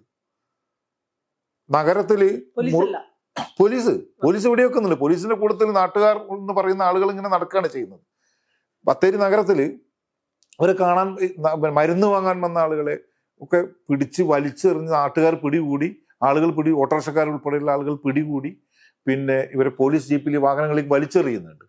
മുറുക്കാൻ വാങ്ങാൻ വന്ന ആളുകൾ ഒന്നും അറിയാത്ത മനുഷ്യരുണ്ട്, അവരെ തല്ലുന്നുണ്ട്. അവർ അതിക്രൂരമായി ആദിവാസികൾക്ക് അനുകൂലമായി എന്തെങ്കിലും പറഞ്ഞിട്ടുണ്ടെങ്കിൽ മുഴുവൻ ആളുകളെയും പോലീസ് വേട്ടയാടുന്നുണ്ട്. അപ്പൊ ഇതൊരു സാഹചര്യമാണ്. എനിക്ക് തോന്നുന്നത് ഈ കുടിയേറ്റം എന്ന് പറയുന്ന ഒരു സാധനത്തിന്റെ ഉള്ളിൽ എവിടെയും സംഭവിക്കാവുന്ന ഒരു കാര്യം തന്നെയാണെന്ന് എനിക്ക് തോന്നുന്നു. എപ്പോഴും ഒരു ഭയത്തിന്റെ ഒരു പിടി ഇവരിലാണ് ഉണ്ട്. ഈ മനുഷ്യർ തിരിച്ചറിയുമെന്നും ഇവർ തിരികെ വരുമോ എന്നുള്ളൊരു ഭയം കൊണ്ടായിരിക്കണം അവരെ ഇല്ലാതാക്കാൻ വേണ്ടിയിട്ടുള്ള ശ്രമമാണ് പലപ്പോഴും നടക്കുന്നത്. അതിന് ഭരണകൂടം എന്ന് പറയുന്നത് എപ്പോഴും ആ പക്ഷത്ത് തന്നെയാണ്, അതിന്റെ ഭാഗമാണത്. അല്ലെങ്കിൽ 1975 ഭൂനിയമം എത്ര തവണയാണ് നമ്മൾ മാറ്റിമറിച്ചത്? ഏത് ഗവൺമെന്റ് ഇത് പറയുന്നു? എത്ര ഗവൺമെന്റുകൾ വന്ന് കേരളത്തിൽ? ഫോറസ്റ്റ് റൈറ്റ് ആക്ട് എങ്ങനെയാണ് നടപ്പാക്കിയത് കേരളത്തിൽ? ഫോറസ്റ്റ് റൈറ്റ് ആക്ട് നടപ്പാക്കിയിട്ടില്ല. ഏതോ ആളുകൾക്ക് പിന്നെ കുറച്ച് ആളുകൾക്ക് ഈ പറയുന്ന അവർ താമസിക്കുന്ന സ്ഥലം അളന്നു കൊടുക്കുക ചെയ്യുന്നത്. പൊൻകുഴിയിലൊരു കോളനിയിൽ 0.014 സെന്റ് സ്ഥലമാണ്. ആ വീട് നിൽക്കുന്ന സ്ഥലം മാത്രമാണ്. അതാണോ ഫോറസ്റ്റ് റൈറ്റ്? എവിടെയും കേരളത്തിൽ എവിടെയും കമ്മ്യൂണിറ്റി റൈറ്റ് അംഗീകരിച്ചിട്ടില്ല. അവർ ജീവിക്കുന്ന സ്ഥലത്ത് അതാണ് ആ ഫോറസ്റ്റ് റൈറ്റിന്റെ ഒരു കാതൽ എന്ന് പറയുന്നത്. അവർക്ക് ജീവിക്കാനും ഉള്ള എല്ലാ അവകാശവും അവിടെ ഉണ്ട്. ഭക്ഷണം ഉണ്ടാക്കാനുള്ള അവകാശമുണ്ട്. അവിടുത്തെ വിഭവങ്ങൾ പിന്നെ അത് മുറിച്ചു വിൽക്കാൻ പോലും അവർക്ക് പറ്റും. മരം പോലുള്ള ചില സംഭവങ്ങൾ മുറിച്ചു വിൽക്കാൻ പോലും അവകാശം നൽകുന്നുണ്ട്. എവിടെയാണ്? നിങ്ങൾ ആലോചിച്ചു, ഇന്ത്യയിൽ പല ഗ്രാമങ്ങളിൽ നടപ്പിലാക്കിയുള്ള പെസ എന്ന് പറയുന്ന ഒരു ആക്ട് ഉണ്ട്. കേരളത്തിൽ അത് ആലോചിക്കാൻ വേണ്ടി ശ്രമിച്ചതാണ് മുത്തങ്ങയിൽ. അതാണ് യഥാർത്ഥത്തിൽ ഏറ്റവും വലിയ പ്രകോപനം സൃഷ്ടിച്ചത്. അതിന്റെ പേരിലാണ് സ്വതന്ത്ര രാജ്യം ഉണ്ടാക്കാൻ പോകുന്നു എന്ന് പറഞ്ഞിട്ടായിരുന്നു ഈ മനുഷ്യനെ മുഴുവൻ നേരിട്ടത്. എന്ത് സ്വതന്ത്ര രാജ്യം? താമസിക്കാൻ അത്രയും അവരുടെ പൂർവികരായിട്ടുള്ള മനുഷ്യരുടെ കയ്യിൽ നിന്ന് തട്ടിപ്പൊളിച്ചെടുത്ത ഭൂമി ഞങ്ങൾക്ക് ജീവിക്കാൻ, കുടില് കെട്ടാൻ ഒരല്പം വേണം എന്ന് പറയുമ്പോൾ അതിന് ഭയപ്പെട്ടു പോവുകയാണ്. ഈ പോലീസുകാരന്റെ മരണമായിട്ട് നേരത്തെ പറഞ്ഞില്ലേ 1 month ഓള്, ജാനു തന്നെ പറയുന്നുണ്ട് രക്തം വാർന്ന് ഹോസ്പിറ്റലിൽ കൊണ്ടുപോകാൻ പോലീസാണ് തയ്യാറാവാതിരുന്നതെന്നും മരണത്തിന് ബോധപൂർവ്വം വിട്ടുകൊടുക്കായിരുന്നു എന്നും പറയുന്നുണ്ട്. അങ്ങനെ ആ സമയത്ത് അവിടെ നിന്ന് നമുക്ക് തിരിച്ചറിഞ്ഞിട്ടുണ്ടായിരുന്നോ? അല്ല, ഈ പറയുന്ന അന്ന് ഈ വെടിവെപ്പ് ഉണ്ടായിരുന്ന ഏറ്റവും അവസാന ഘട്ടത്തിൽ ഈ പറയുന്ന പിന്നെ ആദിവാസികളായിട്ടുള്ള 150-150ഓളം 200 300 ഒക്കെ ഉണ്ടാവാം. നമ്പർ എനിക്ക് അത്ര കൃത്യമായിട്ട് അറിയില്ല. എന്തായാലും ഞാൻ കാണുന്നുണ്ടത്. അവിടെ ഈ പറയുന്ന 2-3 പേര്, പിന്നെ ഈ പറയുന്ന വിനോദ് ഉൾപ്പെടെയുള്ള ആളുകൾ, ശശിധരൻ ഉൾപ്പെടെയുള്ള ആളുകൾ ഓരോ തൂണുകളിലൊക്കെ കെട്ടിയിട്ടിട്ടൊക്കെ ഉണ്ട്. കാരണം ഇവരൊക്കെ പരിക്ക് പറ്റി പലയിടങ്ങളിൽ കിടക്കുന്ന ആളുകളെ പോലീസ് ഫോഴ്സിന്റെ ഈ പറഞ്ഞ സംഘർഷത്തിനിടയിൽ അങ്ങനെയുള്ള ആളുകളെ എടുത്തുകൊണ്ടുപോയി വെച്ചതാണെന്നൊക്കെയാണ് എന്ന് പറയുന്നത്. അപ്പം പക്ഷെ നമ്മളവിടെ എത്തുമ്പോൾ ഇവരുടെ ആരോഗ്യനില ഭയങ്കര പ്രശ്നമാണ്. പത്രപ്രവർത്തകരിൽ ചില ആളുകളെ കാണാൻ അനുവദിക്കുന്നുണ്ട്. അവർ പറഞ്ഞ അടിയന്തരമായി ഈ പറയുന്ന ഈ ഈ സമരം നടത്തുന്ന മനുഷ്യർ പറയുന്നുണ്ട്, അശോകൻ ഉൾപ്പെടെയുള്ള ആളുകൾ പറയുന്നുണ്ട്, ഇവർക്ക് ട്രീറ്റ്മെന്റ് വേണം, അതിന് ഡോക്ടർമാരെ വിടണം. അപ്പൊ ഇവര് യഥാർത്ഥത്തിൽ ഈ പറയുന്ന ഈ പോലീസിന്റെ നടപടി ഭയന്നാണ് യഥാർത്ഥത്തിൽ അവർക്ക് അത് മാത്രമായിരുന്നു, അവരെ വെടിവെക്കുന്നതെന്ന് ഒഴിവാകണം എന്നുള്ളതായിരുന്നു അവരുടെ താല്പര്യം. അത് തന്നെയായിരുന്നു അവർ പറഞ്ഞത്, ഡോക്ടർമാരെ വരണം എന്നായിരുന്നു പറഞ്ഞത്. പക്ഷെ പോകാൻ തയ്യാറായില്ല. പോലീസ് അതിനെ അനുവദിച്ചില്ല. ഡോക്ടർമാരുടെ സംഘം തൊട്ടടുത്തുണ്ടായിരുന്നു, പക്ഷെ അത് അനുവദിച്ചില്ല. അപ്പം യഥാർത്ഥത്തിൽ അയാളുടെ ജീവൻ രക്ഷിക്കാൻ വേണ്ടി, ഈ പറയുന്നൊരു പോലീസുകാരന്റെ ജീവൻ രക്ഷിക്കാൻ വേണ്ടി ഒന്നും ചെയ്തില്ല. ഞാൻ വ്യക്തിപരമായി ചെയ്യാമായിരുന്നു. ഏറ്റവും പ്രധാനപ്പെട്ട കാര്യം ആ മനുഷ്യരാണ്, ഒരു സമരം ചെയ്തുകൊണ്ടിരിക്കുന്ന മനുഷ്യരാണ്. ആ സമരം ചെയ്യുന്ന മനുഷ്യരോട് ഒന്ന് സംസാരിക്കാൻ ആര് തയ്യാറായി? ഒരു പഞ്ചായത്ത് മെമ്പർ പോലും സംസാരിക്കാൻ തയ്യാറായിട്ടില്ല. ഒരു ഘട്ടത്തിൽ KR ഗൗരി, അന്നത്തെ കൃഷി വകുപ്പ് മന്ത്രിയായിരുന്ന KR ഗൗരി ആ സമരഭൂമിയിൽ വിത്ത് വിതയ്ക്കാൻ വേണ്ടിയിട്ടുള്ള ചീരവിത്ത് കൊടുത്തയക്കുന്നുണ്ട്. അവിടെയാണ് ആ മനുഷ്യരുടെ അടുത്ത് ഒരാളോട് ഈ പറയുന്ന 44 ദിവസമാണ് മുത്തങ്ങയിൽ സമരം നടന്നത്. ഈ സമരകാലത്ത് ഒരിക്കൽ പോലും ഒരു ഗവൺമെന്റ് ഉദ്യോഗസ്ഥനോ ഒരു രാഷ്ട്രീയ നേതൃത്വത്തിൽ ആരെങ്കിലുമോ സംസാരിക്കാൻ തയ്യാറായിട്ടില്ല അവരോട്. കാരണം എന്താണെന്ന് പറഞ്ഞാൽ ഇത് പിന്നെ മുഖ്യമന്ത്രി ഉൾപ്പെടെയുള്ള 7 മന്ത്രിമാർ 18 വകുപ്പ് സെക്രട്ടറിമാർ ഒപ്പിട്ട് നൽകിയിട്ടുള്ള ഉറപ്പാണ്. അത് പാലിക്കണമെന്ന് ആവശ്യപ്പെട്ടിട്ടാണ് ഇവർ ഈ സമരം ചെയ്യുന്നത്. അത് ഞങ്ങൾ തരാം എന്തുകൊണ്ട് ഒരു ജനാധിപത്യപരമായിട്ടുള്ള ഒരു കർമ്മം ഒരു ദൗത്യം നിർവഹിച്ചില്ല, ചെയ്തില്ല. അപ്പൊ ഇവിടെ എന്താണെങ്കിൽ അവിടെ നിന്നുള്ള ഈ പറയുന്ന ഇവിടെ നിന്നിട്ട് നമ്മൾ അവരടുത്ത് പറയുന്നത് നിങ്ങൾ ഈ മനുഷ്യരുടെ ജീവൻ രക്ഷിക്കാൻ നിങ്ങൾ എന്തെങ്കിലും ചെയ്യൂ. അപ്പൊ അന്ന് ഈ ആക്ഷൻ നേതൃത്വം ഡിവൈഎസ്പി പറയുന്നത് ഇല്ല, എനിക്കൊന്നും ചെയ്യാൻ പറ്റില്ല എന്നാണ്. സംസാരിക്കുന്നുണ്ട്, നമ്മൾ നിരന്തരമായിട്ട് സംസാരിച്ചുകൊണ്ടിരിക്കുന്നുണ്ട് അവരടുത്ത്. അപ്പൊ ഈ സംസാരിച്ചുകൊണ്ടിരിക്കുമ്പോൾ ഇവർ പറ്റില്ലെന്നാ പറയുന്നത്. അപ്പൊ അതുകൊണ്ട് തന്നെ ഗവൺമെന്റിന്റെ ഭാഗത്ത് നിന്ന് ഒരു തരത്തിലുള്ള അനുനയ നീക്കം ഉണ്ടായില്ല. നിങ്ങൾ നേരത്തെ പറഞ്ഞില്ലേ ഒരു ഗൂഢാലോചനയുടെ സ്വഭാവം ഇതിനകത്തുണ്ട് എന്ന് പറഞ്ഞല്ലോ. സിനിമയിലും അത് പറയാൻ ശ്രമിക്കുന്നുണ്ട്. മുകളിൽ നിന്നുള്ള ഒരു ഓർഡർ, പൊളിറ്റിക്കൽ ഡിസിഷൻ, ഇതിനെ ഏതെങ്കിലും തരത്തിൽ കേർട്ടൈൽ ചെയ്യണം എന്നുള്ള രീതിയിലുള്ള അത് നമുക്ക് ആ സ്ഥലത്ത് ഫീൽ ചെയ്തിരുന്നോ? അല്ല, പിന്നീട് അത് മനസ്സിലാവുന്നത് യഥാർത്ഥത്തിൽ ഇത് വളരെ ആസൂത്രണം ചെയ്യാത്ത ഒരു ആക്ടിവിറ്റി ആണെന്നാണ് നമ്മൾ മനസ്സിലാക്കുന്നത്. പോലീസിന്റെ ഈ പറയുന്ന നിസ്സഹായത കണ്ടിട്ട് പോലീസ് നിസ്സഹായമായിരുന്ന ഒരു ഘട്ടത്തിൽ ഈ പറയുന്ന സഹപ്രവർത്തകരായിട്ടുള്ള ഒരാൾ രക്തം പറന്നിരിക്കുന്നു എന്ന് അവർക്കറിയാം, വനം വകുപ്പുകാരനായിട്ടുള്ള ഒരാൾ പിന്നെ പരിക്കേറ്റിരിക്കുന്നു എന്ന് അവർക്കറിയാം, നല്ല പരിക്കുണ്ടെന്ന് അവർക്കറിയാം, ഗുരുതരമായ പരിക്കുണ്ടെന്ന് അറിയാം. ഇവരുടെ ജീവൻ രക്ഷിക്കാനുള്ള ഒരു ശ്രമവും നടത്തിയില്ല എന്ന് നമ്മൾ. പക്ഷേ പിന്നീടാണ് നമുക്കത് മനസ്സിലാക്കുന്നത് അത് ഇവർക്ക് അവരുടെ അവിടെ യഥാർത്ഥത്തിൽ ഇത് ആവശ്യമായിരുന്നു. ഇതൊരു ആവശ്യമായിരുന്നു യഥാർത്ഥത്തിൽ. ഇങ്ങനെ ഒരു വാദം, ഇങ്ങനെ ഒരു കൊല, ഒരു അത്യാവശ്യമായിരുന്നു എന്നാണ് ഞാൻ കരുതുന്നത്. അല്ലെങ്കിൽ അതിന് അവസരം ഉണ്ടായിരുന്നത് നിരവധി അവസരങ്ങൾ ഉണ്ടായിരുന്നത്. അപ്പൊ അത് പാലിച്ചിട്ടില്ല, അത് പാലിക്കാൻ തയ്യാറല്ല. എന്നിട്ടും നിങ്ങൾ ആലോചിച്ചു, വിചിത്രമായിട്ടുള്ള സിറ്റുവേഷൻസ് ആണ് അവിടെ ഉള്ളത്. കേരള പോലീസിന് സിന്ദാബാദ് വിളിക്കുകയാണ് അവിടെ ഒരു യുവജന സംഘടന.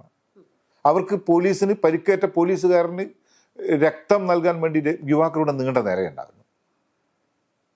അവിടെ പരിക്കേറ്റിട്ടുള്ള ആദിവാസികളെ മുഴുവനും എവിടെയോ കൂട്ടിയിട്ടിട്ടായിരിക്കും.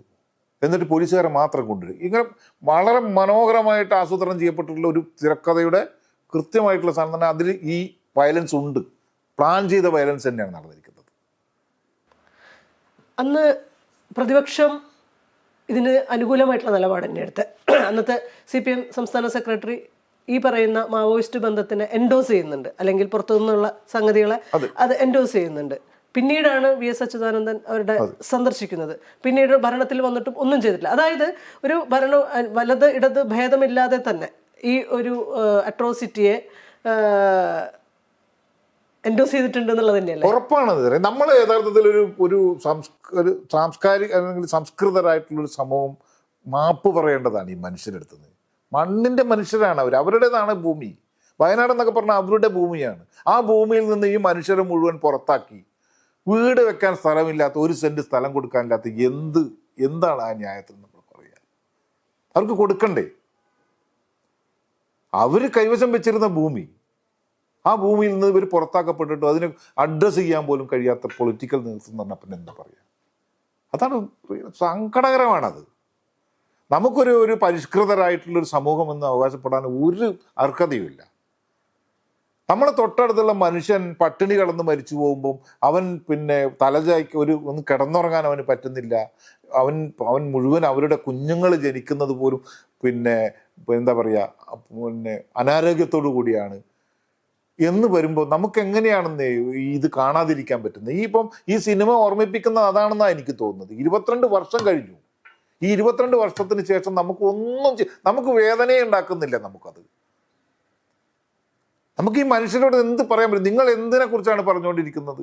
ആമസോണിലെ പിന്നെ കറുത്ത മനുഷ്യരെ കുറിച്ചിട്ട് നമ്മൾ കവിതയൊക്കെ വരുന്നുണ്ട് ഇഷ്ടം പോലെ. നമ്മളിവിടെ പിന്നെ മനുഷ്യ ചങ്ങലയൊക്കെ വരുന്നുണ്ട്. പക്ഷേ നമ്മളുടെ കൺമുമ്പിലുള്ള ഈ മനുഷ്യന്റെ കൂടെ നമുക്ക് എന്താണ് നിൽക്കാൻ പറ്റാത്തത്? അത് പ്രശ്നമാണ് സാർ.